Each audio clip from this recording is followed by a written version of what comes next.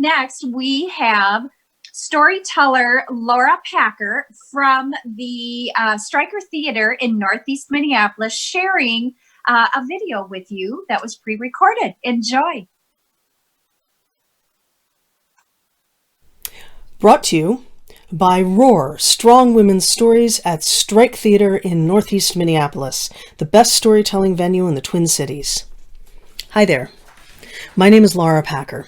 I am a storyteller who lives just west of Minneapolis, and I am so happy to be part of Strike Theater's Roar Video Festival.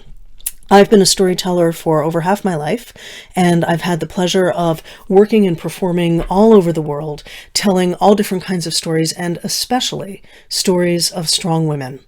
This is a story out of my life. I hope you like it. It is one that is certainly meaningful to me.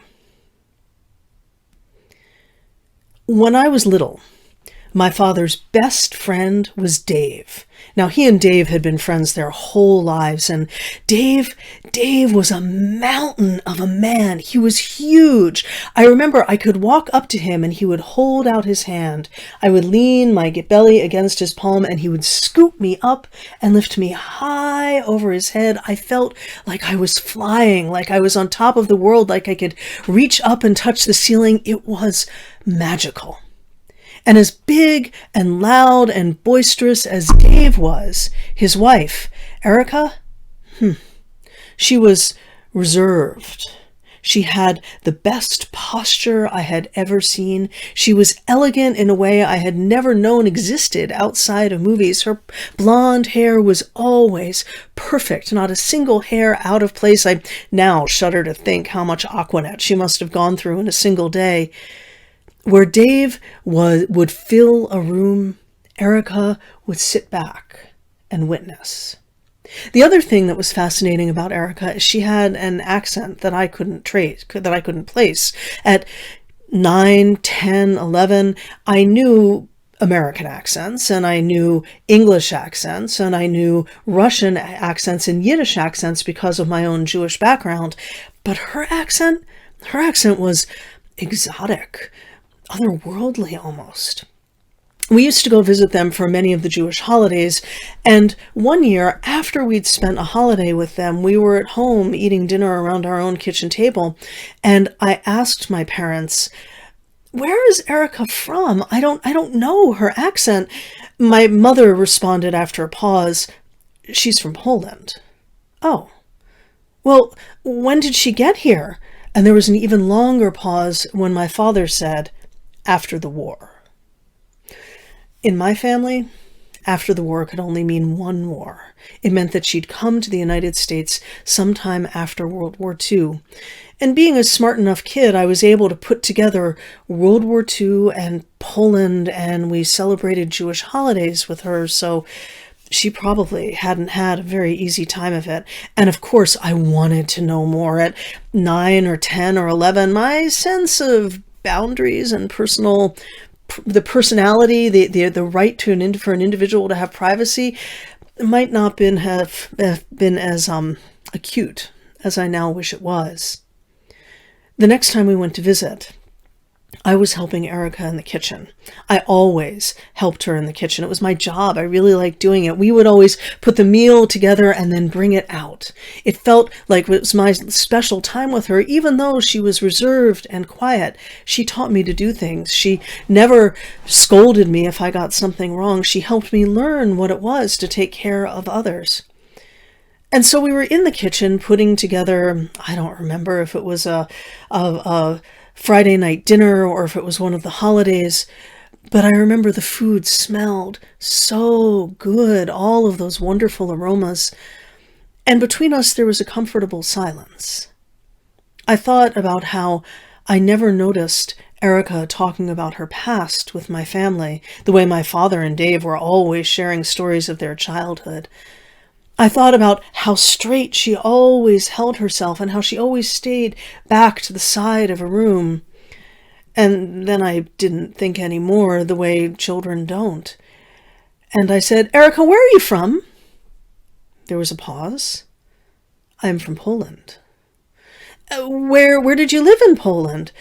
"My family, we lived in Warsaw." Were you in the war?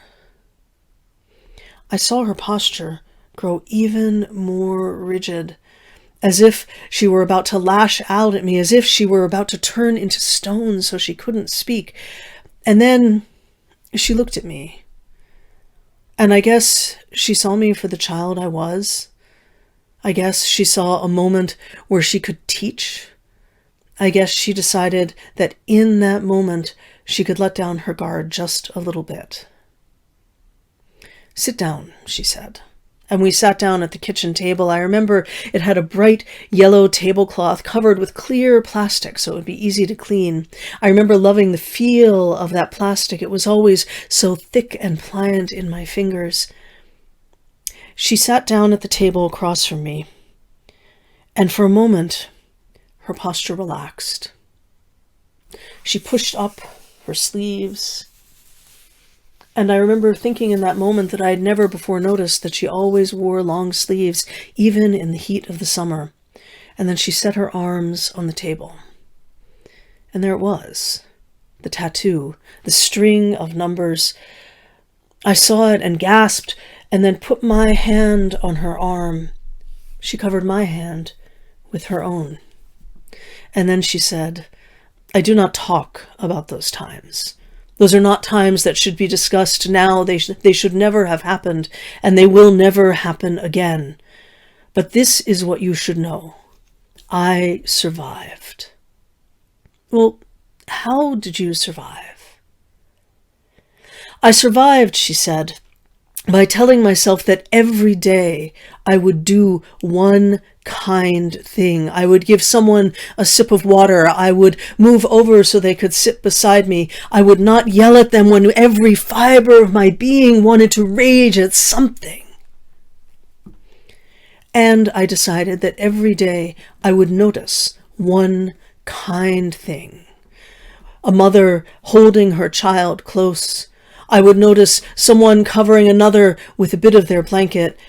I would notice when someone stepped forward in line to take the beating so another wouldn't have to. I told myself that I would notice kindness, and that is how I survived." We were quiet together for a moment, and then she patted my hand resting on her arm, stood up and said, "Come, let us bring lunch." She put the food on the plates and arranged it so it was beautiful to the eye as well as to the mouth, and began to carry them in, bringing lunch to everyone. I watched, and then I picked up another plate and walked out after her. My name is Lara Packer. You can find me at larapacker.com. You can also find me at facebook.com/LaraPackerStoryteller, where I am telling stories every Monday, Wednesday, and Friday as we're on lockdown. And if you like what I do and want to support me or subscribe to my work, you can go to patreon.com/LaraPacker and get stories, essays, conversation, and all different kinds of things. Thank you again to Strike Theater. I wish you all the best, and may we all be kind, and from that kindness find strength. Thank you.